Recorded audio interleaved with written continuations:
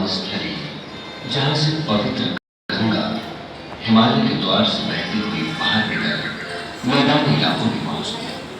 वह करोड़ों व्यक्तियों को अपने प्रभाव से अनुप्राणित करती चली जाती है। असंख्य व्यक्ति यहाँ नित्य आते पाप नाशनी तवन तारणी भागीरथी का दर्शन करते, उसमें स्नान कर स्वयं को सौभाग्यशाली अनुभव करते हैं। ये स्थान है हर की पैड़ी, जहाँ आज विशिष्ट पर्व के दिन धर्मनिष्ठ तीर्थयात्री एकत्र हैं और दो पर्वों को एक साथ मना रहे हैं। एक है गंगा दशहरा, अर्थात वो पुनीत पर्व जिस दिन गंगा का अवतरण हुआ था। स्वर्ग से उतरकर गंगा प्रलयंकर महाकाल भगवान शिव की जटाओं से होती हुई धरित्र पर शुष्क आतप अंतःकरणों को अभिसिंचित करने बहती चली आई।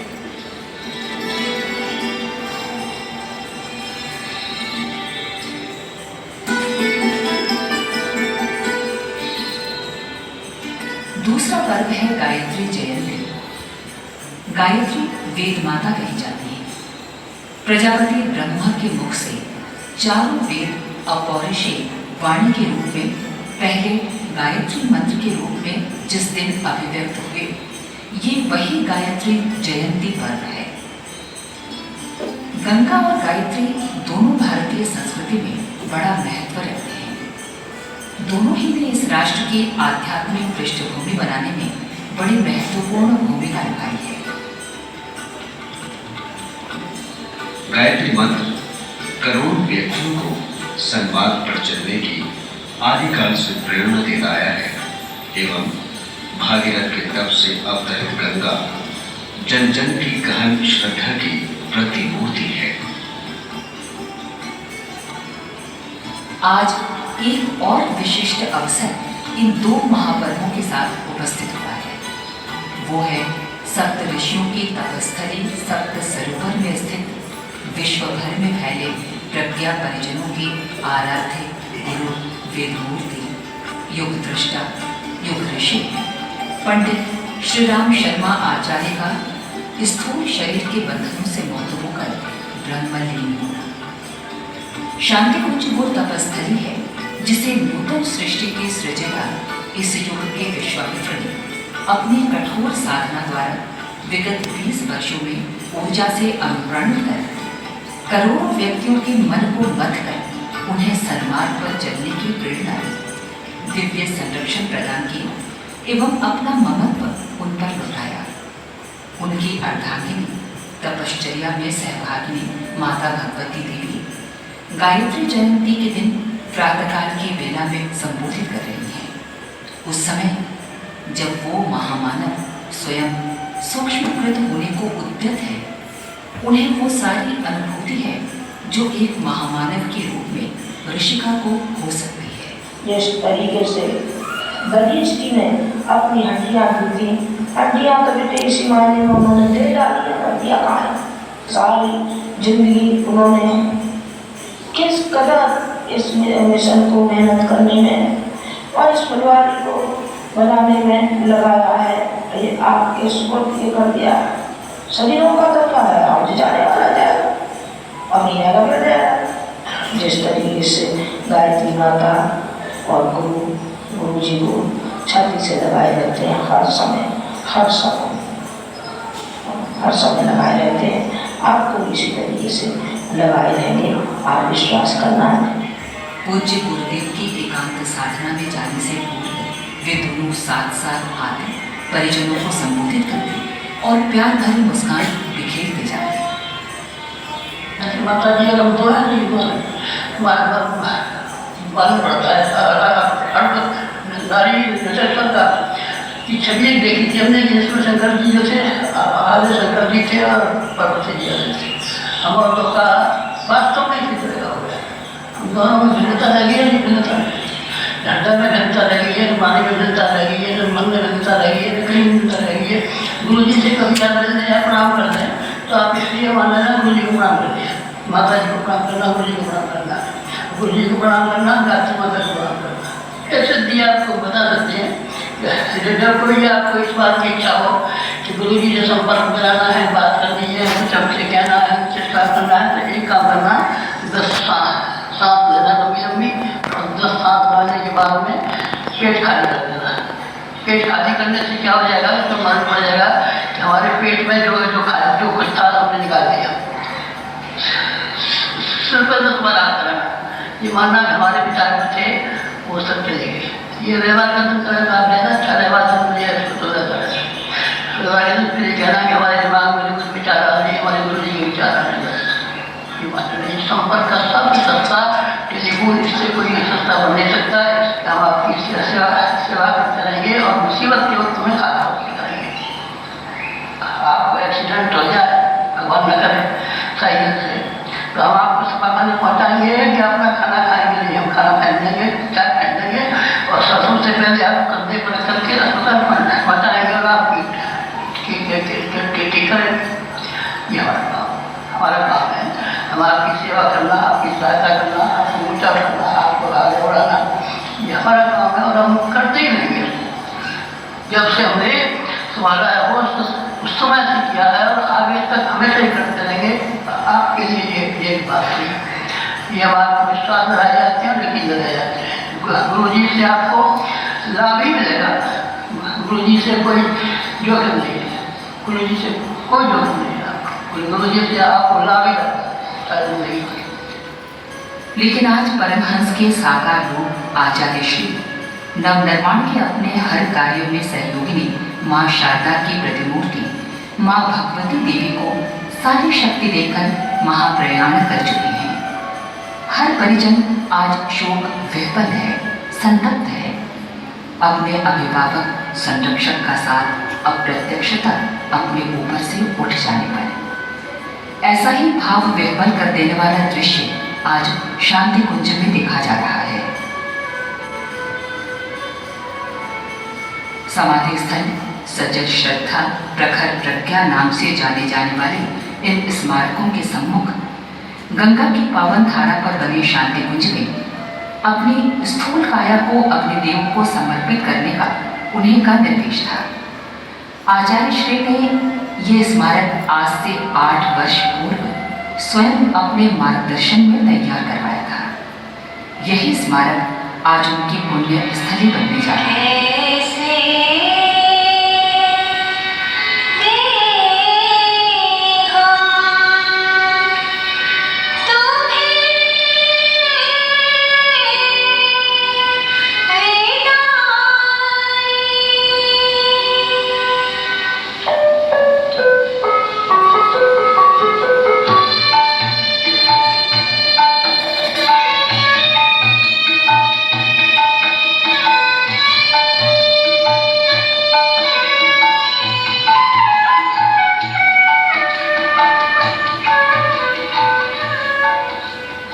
स्वयं पर अपने भावोद्वेग पर नियंत्रण रख वंदनीय माता जी उपस्थित सभी परिजनों को दिलासा दे रही हैं, ढाढ़स बंधा रही हैं। दास कबीर ने ऐसी ओढ़ी जो की दूर धर देनी चदरिया। ये एक सुनियोजित निर्धारण ही महासत्ता का है कि गायत्री के लिए जीवन होम कर देने वाले ऋषि को गायत्री जयंती के दिन मां की गोद में स्थान मिल गया एवं वो ज्योति पुरुष विराट से एकाकार हो सूक्ष्म शरीरधारी ऋषि सत्ताओं के बीच पहुंच गया। जब जब भी सृष्टा को आवश्यकता पड़ी उसने देवदूत महाकाल की अंशधर सत्ताओं को धरती पर आस्था संकट के निवारण के लिए भेजा है। एक सामान्य मनुष्य के रूप में वे आते हैं, किंतु अपने कर्तव्य से ये जता देते हैं कि उनका अवतरण विशेष प्रयोजनों के लिए हुआ है। ऐसे व्यक्ति संत भी होते हैं, सुधारक भी एवं शहीद भी। यही एक प्रकार से अवतार सत्ता का स्वरूप है। मत्स्य अवतार से लेकर बुद्धावतार तक की अवतार परंपरा यही सिद्ध करती है कि भगवत सत्ता संव्याप्त अनिति एवं आस्था संकट के निवारण हेतु सदा से ही प्रतिबद्ध रही है। ये समय निष्कलंक प्रज्ञावतार के प्रकटीकरण का समय है।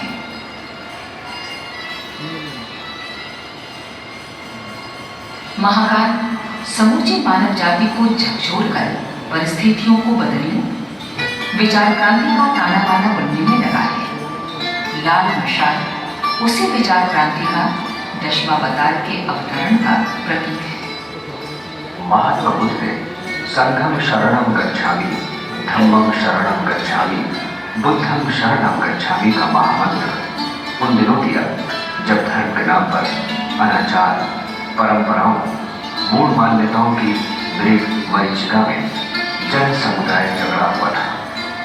उन्हीं के काम को आगे बढ़ाने प्रज्ञा अवतार का प्रकटीकरण पूज्य आचार्य श्री के रूप में इस शताब्दी में हुआ है। Ramakrishna Paramahamsa, Vivekananda, Dayananda, Gandhi, Alexander Fleming, Rabindranath Tagore, Subhash Chandra Bose, Einstein, Karl Marx, Immanuel Kant, Shaheed Bhagat Singh विगत 1.5 शतक में जन्मे हैं और महत्वपूर्ण कार्य कर वातावरण को इतना ऊर्जा संपन्न बना गए कि देव तत्व अंशधारी आत्माएं तनिक से पुरुषार्थ से ही तप सृजन का निमित्त बन सके। पिता रूप किशोर शर्मा व माता दान कुमारी देवी ने मनुष्य रूपा की तरह तप किया होगा, तभी तो स्वयं महाकाल की सत्ता उनके घर जन्मे।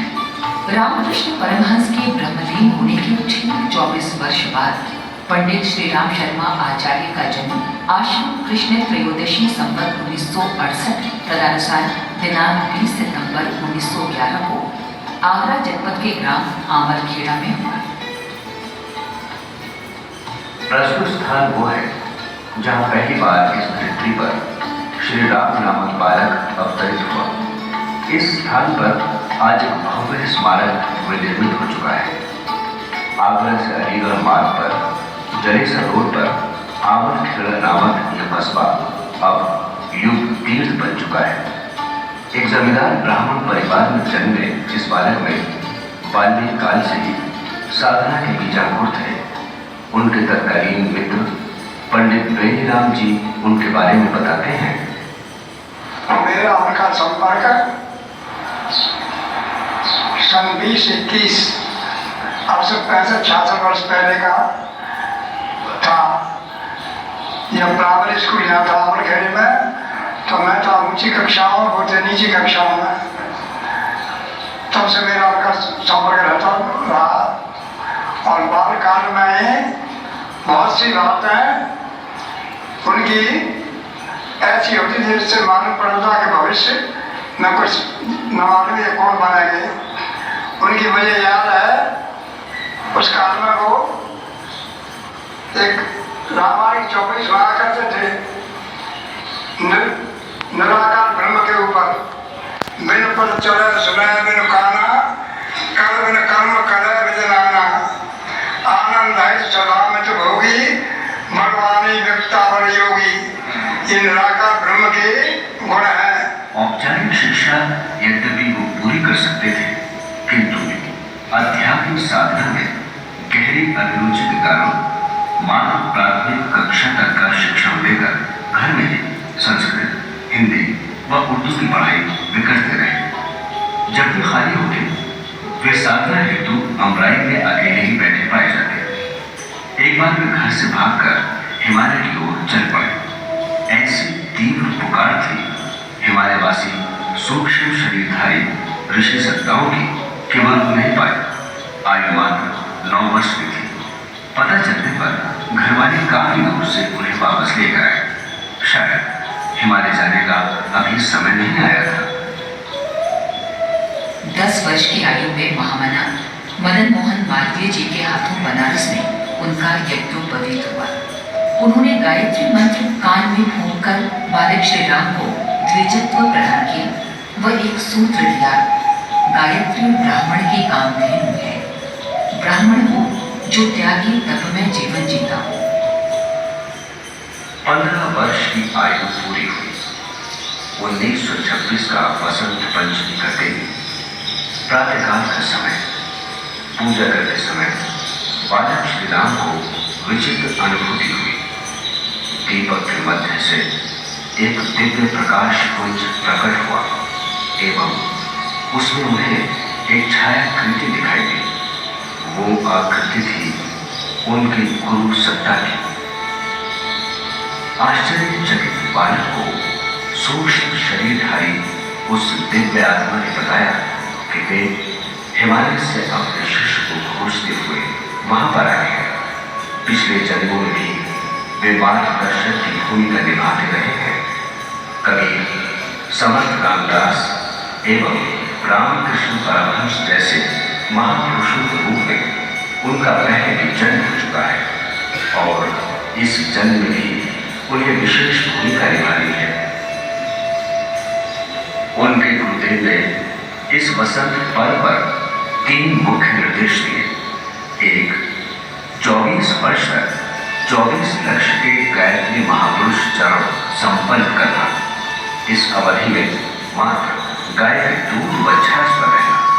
दूसरा, अखंड ज्योति प्रज्वलित कर एक पत्रिका प्रकाशित करना, एक विशाल संगठन बनाना। तीसरा, स्वतंत्रता संग्राम में भाग लेना। इतना कहकर उनके गुरु श्री सर्वेश्वरानंद जी उन्हें उनके जीवन के भावी निर्धारणों के बारे में बताकर दुर्गम हिमालय लौट गए। गुरुजी ने कई बार कहा कि मेरे 3 देवता, 3 संरक्षण और 3 अभिभावक। देवता माता गायत्री माता, जिसका इन्होंने कामधेनु की तरीके से अर्पण किया, दूध पिया और उस दूध को पीने के बाद अमृत की ओर चलते हुए चले गए। दूसरा, हिमालय पिता। कई बार वो हिमालय गए और एक वर्ष वहाँ है। वहाँ उन्होंने जो ज्ञान अर्जन किया, वहाँ से प्रेरणा को मिली। उस हिमालय पिता के द्वारा। और तीसरा, उनका गुरु सत्ता। गुरु सत्ता से जो उनको प्राप्त हुआ, तीनों से जो उनको प्राप्त हुआ, वो अनुकरणीय है, उदाहरणीय है। इसके द्वारा वो बढ़ते हुए आगे चलते हुए चले गए। करुण संवेदनशील साधक का उनका सहज स्वरूप था। एक बार एक गाय को एक कसाई के हाथ से छुड़वाकर बैलगाड़ी में एक बैल के बदले खुद लगकर घास सहित उसे 15 मील दूर गौशाला छोड़ाया। हरिजन महिला चप्पू के हाथ में गैंग्रीन था। घर वालों के मना करने पर भी उन्होंने उसकी खूब सेवा की। स्वस्थ होकर उसने ढेरों आशीर्वाद दिए। एक मुसलमान साहूकार की बहू को युवक श्री राम ने जलते घर से तब बाहर निकाला जब घर वाले उसकी चिंता न कर सामान की परवाह कर रहे थे। किसानों की व्यथा उनकी अपनी व्यथा थी। किसानों के बीच जाकर वे उन्हें प्रेरणा देते, नए सुधारों से अवगत कराते। महिलाओं को स्वावलंबी बनाने के लिए उन्होंने 20 वर्ष की आयु में एक बुंदा घर बनाया। कांग्रेस का आंदोलन चरम शिखर पर था। 1930-31 में छुड़े गांधी जी के आंदोलन में शामिल होने वे घर से निकलना चाहते थे, पर घर वालों ने कड़ा प्रतिबंध लगा दिया। अंततः शौच के बहाने निकलकर वे स्वयंसेवक भर्ती शिविर पहुंच ही गए। अंग्रेज सरकार का दमन चक्र चल रहा था। सत्याग्रह के दौरान उनसे तिरंगा झंडा छुड़वाने आई पुलिस उन्हें पीटती रही। झंडा जब बेहोशी की हालत में उनसे छूटने लगा तब मुंह से पकड़ लिया। झंडे का टुकड़ा अस्पताल जाकर ही निकाला जा सका। तब से उन्हें श्री राम मध्य आजादी के दीवाने के रूप में जाना जाने लगा। नमक आंदोलन में भी वे शामिल हुए और नमक के घोल की कीचड़ में पुलिस से पिटते हुए गिर गए। इतना सब होने पर भी आजादी की लगन लगी रही। वे एक आदर्श स्वयं सेवक थे, इतने कि श्री बालकृष्ण नवीन जैसे नेता ने उनकी विनम्रता को, सेवा भावना को सराहा।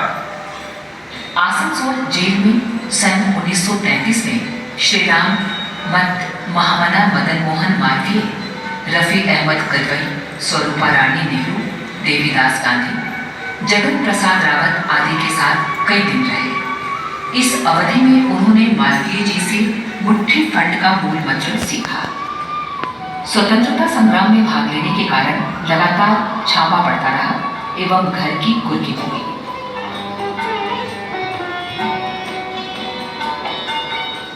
आंदोलन के दौरान उनके द्वारा एक लगान बंदी के आंकड़े इतने प्रामाणिक पाए गए कि शासन ने उस आधार पर लगान माफी की घोषणा कर दी। जेल यात्रा के दौरान ही उन्होंने तसले पर कोयले से लिखकर अंग्रेजी सीखी। अपने मधुर स्वभाव के कारण बालक कैदियों के शिक्षक बनाए गए। अपनी सारी धन संपत्ति जो पिता से मिली थी उन्होंने दान कर दी। बालकों के लिए एक इंटर कॉलेज की स्थापना की जो उनकी मां के नाम पर हुई। जो हमारे साथ रहे हैं, जिन्होंने नजदीक से हमको पढ़ा है, वो हमें समझ सकते हैं कि हम दोनों किस तरीके से रहते थे। या कोई भुक्कड़ थे नहीं, भुक्कड़ नहीं थे, बहुत था हमारे पास। जो हमने गायत्री तपोवन के लिए जमींदारी के बॉन्ड दे दिए, जो बचा उनके पिता का, माँ का, सो उन्होंने इंटर कॉलेज बना दिया, अपने गांव में इंटर कॉलेज बना दिया। दूसरा लड़कियों का इंटर कॉलेज बन गया, दो इंटर कॉलेज चल रहे हैं। उन्होंने कहा कि माता पिता का पैसा माता पिता के श्राद्ध में ही रहना चाहिए। दैनिक समाचार पत्र सैनिक में जो आगरा से प्रकाशित होता था उसका संपादन कार्य भी करते रहे तथा स्वतंत्रता आंदोलन में भाग लेते रहे। मौन तपस्या करने वाले इस साधक ने गुरु सत्ता के परोक्ष निर्देश वाले रविंद्रनाथ टैगोर से शांति निकेतन में, गांधी जी से साबरमती में तथा योगीराज अरविंद से पौंडीचेरी में सत्संग कर आध्यात्मिक क्षेत्र के माध्यम से व्यक्ति निर्माण और युग निर्माण का बीड़ा हाथ में लिया। पूरे भारत की यात्रा उन्होंने की।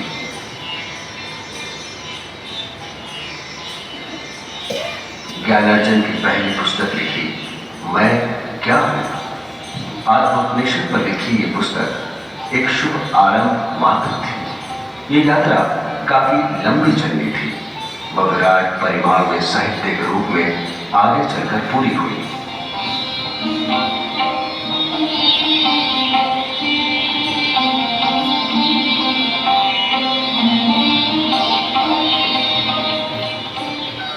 अखंड ज्योति का पहला अंक सन 1940 में प्रकाशित हुआ। 1943 में वंदनिया माताजी का उनके जीवन में प्रवेश हुआ। उन्होंने आतिथ्य परंपरा से लेकर हर कार्य में अपने आराध्य का साथ निभाया। ये उनका ममत्व ही है जिसने विभिन्न वर्गों में लाखों व्यक्तियों को गूंथ कर देव परिवार बना दिया।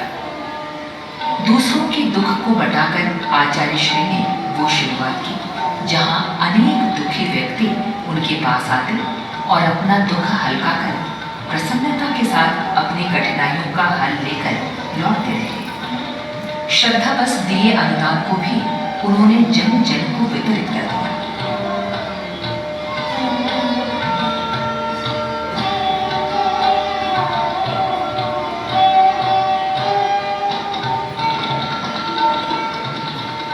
जीवन यात्रा चलती रही। 24 लक्ष्य के गायत्री अनुष्ठान पूरे हो चुके थे। 1953 में पूर्ण आहुति के साथ ही गायत्री तपोभूमि की स्थापना मथुरा वृंदावन मार्ग पर 2 किलोमीटर दूर की गई। कुछ नया कर दिखाने, इंसान को नई प्रेरणा देने का उनका संकल्प था। हमारा है यह दृढ़ संकल्प, नया संसार बसाएंगे। हमारा है यह दृढ़ संकल्प, नया संसार बसाएंगे।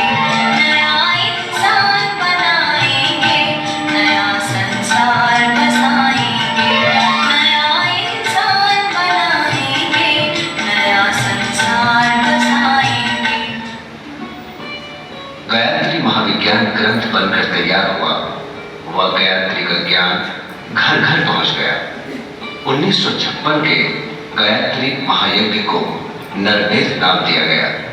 समाज के लिए बलिदान, त्याग, सब कुछ अर्पित कर देना ही इसका अर्थ था।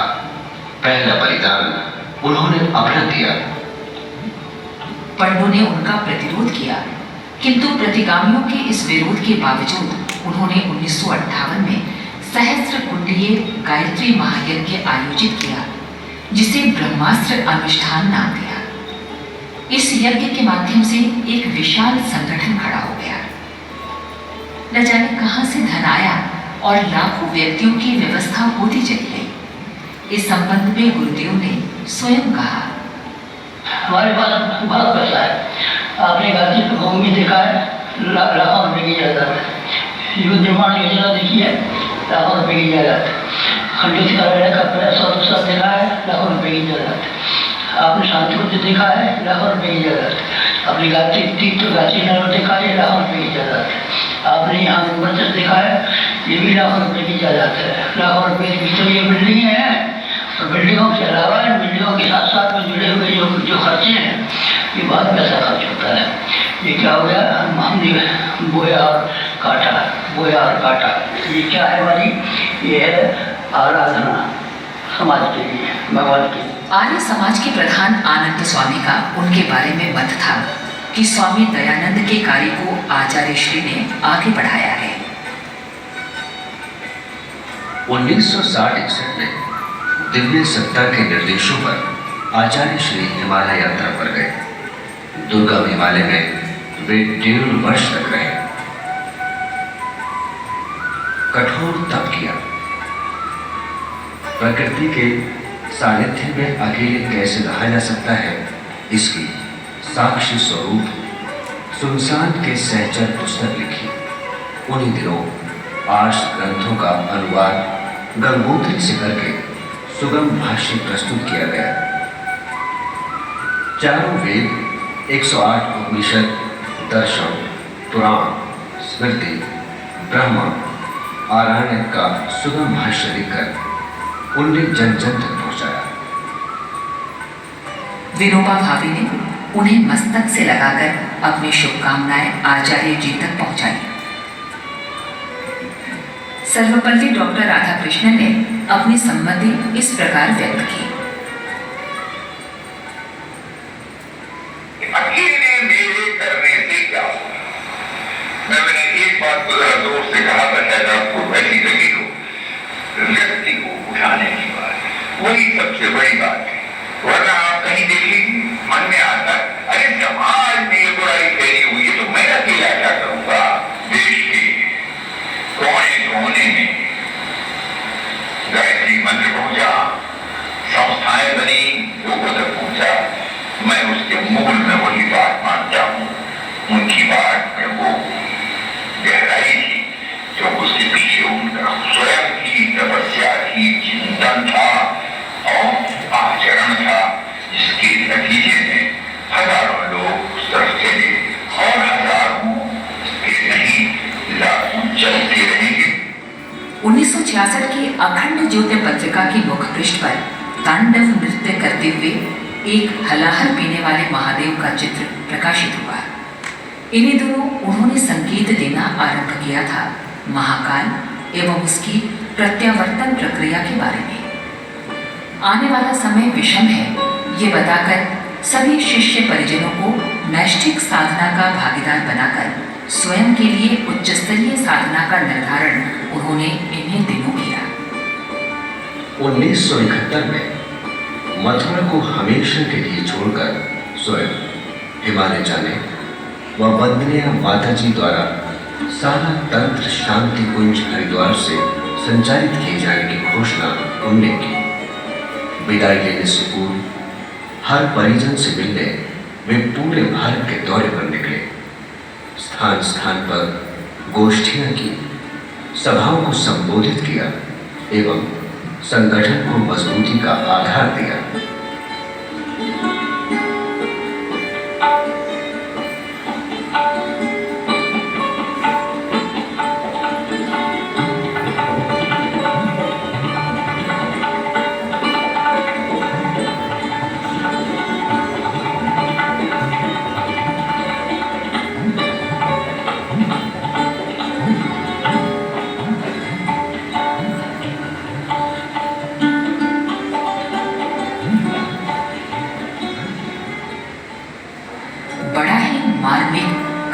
दृश्य था जब परम पूज्य आचार्य श्री राम जी ने अपनी कर्मभूमि मथुरा से हमेशा के लिए विदाई लेने हेतु 4 दिन का एक विशाल सम्मेलन 17 से 20 जून 1971 की अवधि में बुलाया।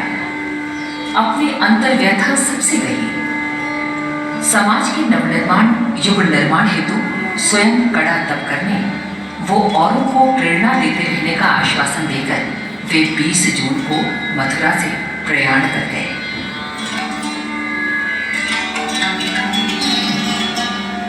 उनकी चरण पादुकाएं गायत्री तप भूमि मथुरा में स्थापित है। संगठन का प्रचार प्रकाशन तंत्र वहीं पर है। अखंड दीपक, जिसे युग ऋषि पंडित श्री राम शर्मा आचार्य जी ने सन 1926 में जलाया था, 1971 में उनकी तीसरी हिमालय यात्रा एवं मथुरा से विदाई के पश्चात भी सतत जलता रहा। ऋषियों की कार्यस्थली वह दुर्गम हिमालय, जहां परोक्ष सत्ताएं महाकाल के निर्देश पर सूक्ष्म जगत की विधि व्यवस्था बिठाने में संलग्न रहती हैं।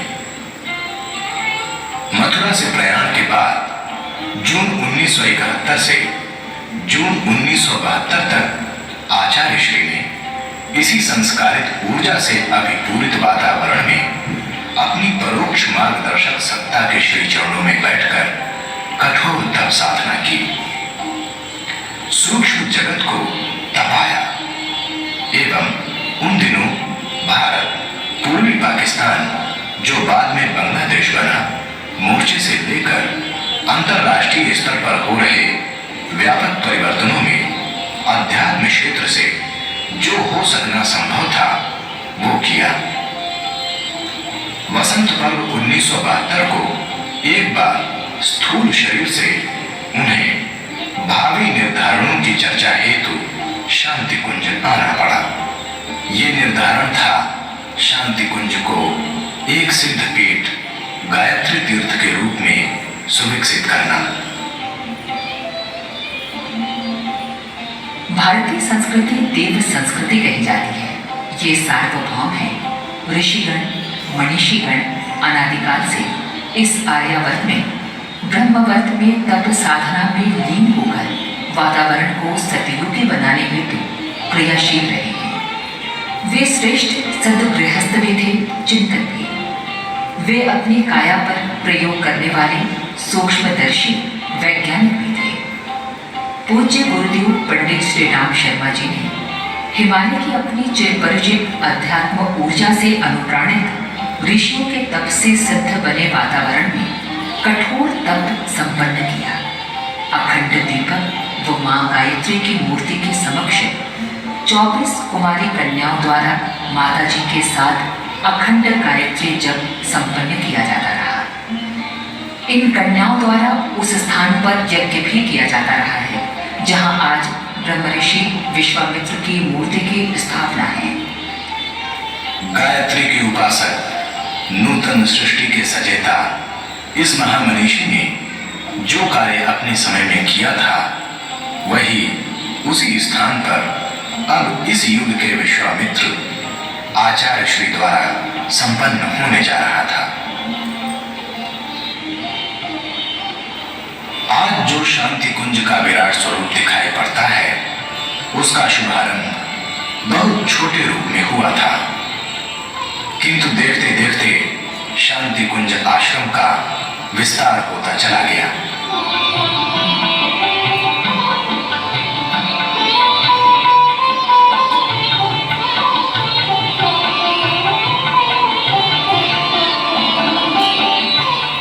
लोक सेवी प्रशिक्षण व नवयुग लाने के लिए आत्मबल संपन्न महामानवों को प्राण प्रत्यावर्तन करने हेतु साधना सत्र चलने थे।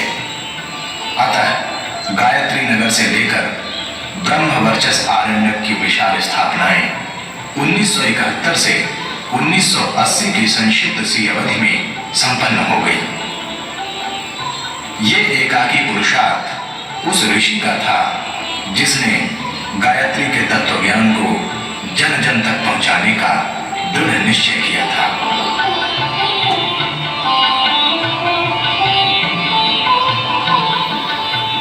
21वीं सदी के रूप में उज्जवल भविष्य का सपना अपनी सूक्ष्म दृष्टि से देख रहा था।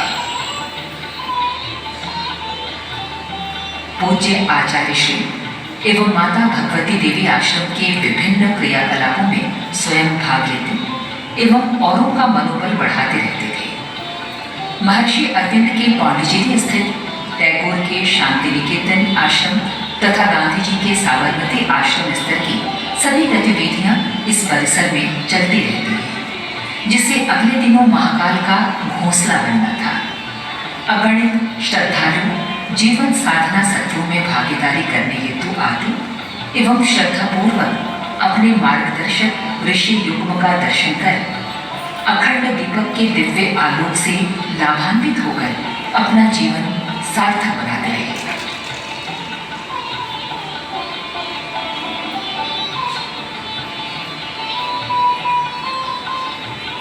यहाँ महर्षि व्यास, वशिष्ठ, याज्ञवल्क, चरक, वाल्मीकि, पातंजलि, आर्यभट्ट, भागीरथ आदि की न केवल प्रतिमाएं वरन उनसे जुड़ी विभिन्न गतिविधियां भी इस पूरे क्षेत्र से संचालित की जाती रही। उद्देश्य था पूरे भारत को जगाना, पूरे विश्व को देव संस्कृति के निर्धारणों से परिचित कराना। एक विशाल प्रज्ञा अभियान का यह शुभारंभ था, जिसे शांति कुंज के संचालन केंद्र से घर घर तक, जन जन तक पहुंचाया जाना था। आस्था संकट के निवारण हेतु धर्म तंत्र से किया जा रहा ये अलौकिक पुरुषार्थ अभूतपूर्व था एवं आज की जनजागृति एवं लाखों युग शिल्पियों का परिकर ये प्रमाणित करता है कि ऐसी दिव्य स्थापना की कितनी महती आवश्यकता थी। एक विहंगम दृश्य उस पावन तीर्थ स्थली का जो लाखों करोड़ों श्रद्धालु समाज सेवी निष्ठावान कार्यकर्ताओं का गुरुद्वारा है, नालंदा तक्षशिला स्तर का प्रशिक्षण केंद्र है।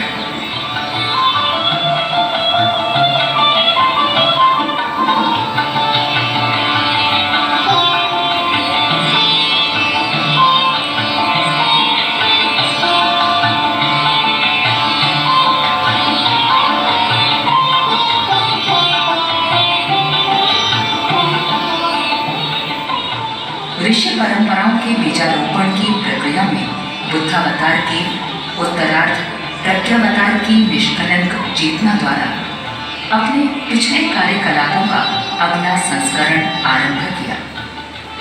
महात्मा बुद्ध ने सूत्र दिया था, संघम शरणं गच्छामि, धम्मं शरणं गच्छामि, बुद्धं शरणं गच्छामि। इसी सूत्र को क्रिया रूप देने के लिए लोकसेवी परिव्राजकों का शिक्षण शांति कुंज में आरंभ किया गया। इन्हें घर घर अलख जगाना था, स्वयं को एक आदर्श सांचे में ढालकर तपस्वी ब्राह्मण बनाना था, ताकि वे औरों को अपने आचरण से शिक्षा दे सकें और प्रस्तुत संवेदना को प्रस्फुटित कर अन्य अनेक को समाज के नवनिर्माण में जुटा सकें। पूरे भारत के घर घर गांव-गांव तक जाने के लिए वाहनों की व्यवस्था की गई एवं प्रशिक्षित परिव्राजक उसी प्रकार जाते रहे जैसे बुद्ध के भिक्षु भिक्षुणियों ने जन जन तक पहुंचकर अज्ञान का निवारण और सद्ज्ञान का विस्तार किया था। धर्म प्रचार की पदयात्रा आज की परिस्थितियों को दृष्टिगत रखकर साइकिलों के माध्यम से संपन्न की जाने लगी। घर घर साहित्य पहुंचाने के लिए ज्ञान रथ जल देवालयों की स्थापना की गई, जो देखते देखते लोकप्रिय हो गए। ये अलख जागरण का इस युग का बुद्ध संस्करण था। घर घर अलख जगाएंगे हम, बदलेंगे जमाना। घर घर अलख जगाएंगे हम, बदलेंगे जमाना। स्वयं पूज्य आचार्य श्री दिसंबर 1972 में संक्षिप्त प्रवास पर अफ्रीका के उन परिजनों के बीच गए जो कभी सांस्कृतिक दूत बनकर भारत से गए थे। वापस लौटकर पूज्य आचार्य श्री ने एक ऐतिहासिक विशाल ग्रंथ लिखा। समस्त विश्व को भारत के अजस्र अनुदान पूर्वी व दक्षिणी Africa, Europe, Canada, America, Fiji, Suriname आदि 76 देशों में देखते देखते गायत्री परिवार की स्थापना हो गई एवं गायत्री यज्ञ व जन जागरण का अभियान चल पड़ा।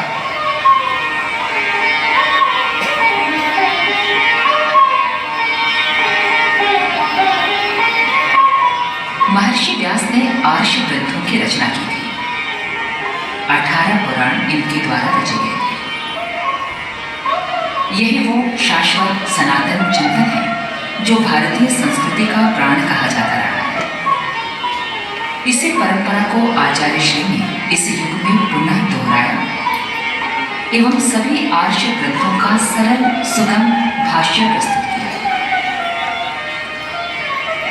मानव जीवन को दिशा देने वाले अगणित ग्रंथ उनके द्वारा लिखे गए।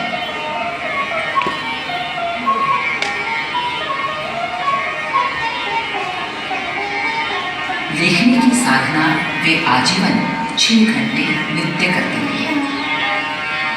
3000 से अधिक ग्रंथ पूज्य आचार्य श्री द्वारा लिखे गए।